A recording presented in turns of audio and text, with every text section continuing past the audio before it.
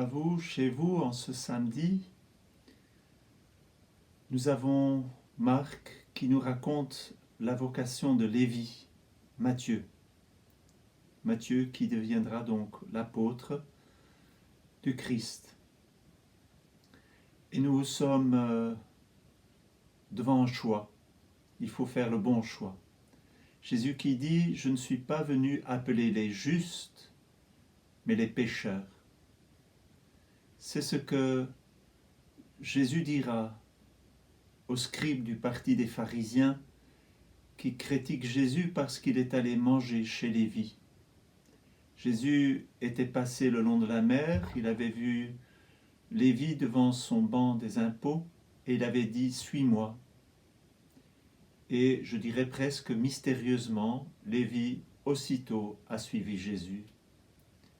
Que s'est-il passé ? Sans doute que Lévi avait une connaissance dans son cœur de ce qu'il faisait.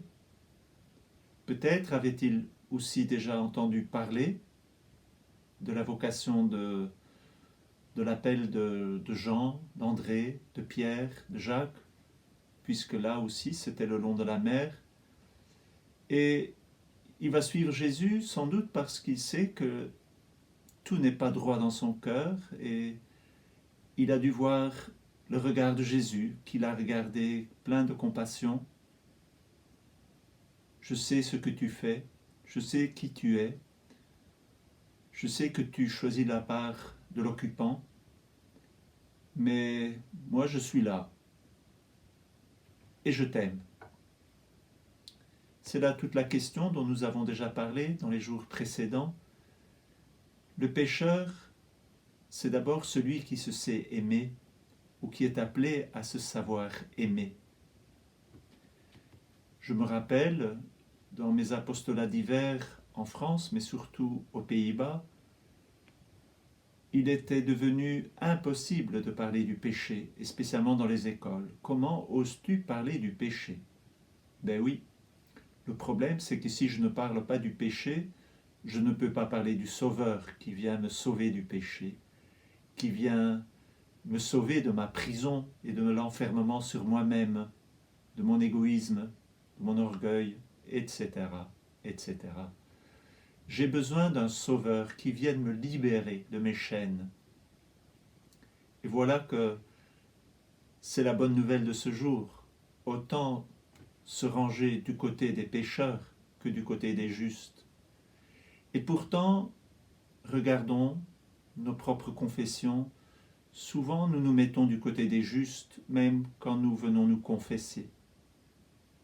Il n'est pas simple, et pourtant c'est un appel pour chacun, de se trouver face à Jésus en tant que pécheur.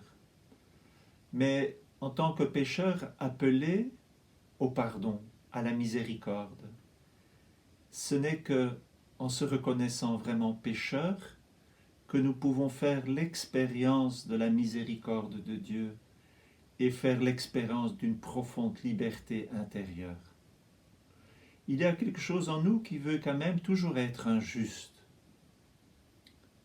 Alors, sachons, comme me le disait un des pères que j'ai bien connu, il me disait « Le pécheur mourra après toi, le pécheur meurt après nous », c'est-à-dire que nous allons mourir pécheurs.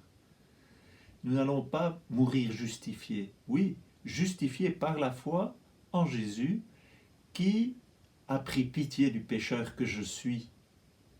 Et voilà que je suis invité à un jour quitter cette vie face à mon Sauveur qui prend pitié de moi et qui m'appelle à faire partie de son royaume. Cela déjà depuis le baptême, mais en particulier quand je rentrerai dans la patrie, dans le royaume. Alors, demandons cette grâce peut-être à Matthieu, demandons cette grâce à tous les saints qui nous ont précédés, que nous n'ayons pas honte de notre péché. Oui, il faut rejeter le péché. Et comme le disait Carlo Acutis, qu'il faut mener la guerre à son péché. mais à la fois face au Sauveur, qui lui pardonne. Si j'essaye de ne pas être pécheur, je ne peux pas l'être puisque je le suis. Depuis le sein de ma mère, je suis pécheur. Et c'est pour ça que j'ai eu cette grande grâce du baptême et que nous avons eu cette grande grâce d'être baptisés pour que nous puissions rentrer dans cette communion profonde avec Jésus. Alors, cherchons à tenir les deux, à la fois être pécheur et à la fois se savoir sauvé, aimé, choyé par ce Père qui appelle son pécheur, qui appelle son Fils à revenir vers lui et à trouver en lui son repos. Alors, Jésus n'est pas venu pour les justes, ne nous comportons pas comme des justes. Cela ne plaît pas à Dieu, mais soyons des justes par la foi en Jésus qui nous sauve de notre péché. Bonne journée, à demain.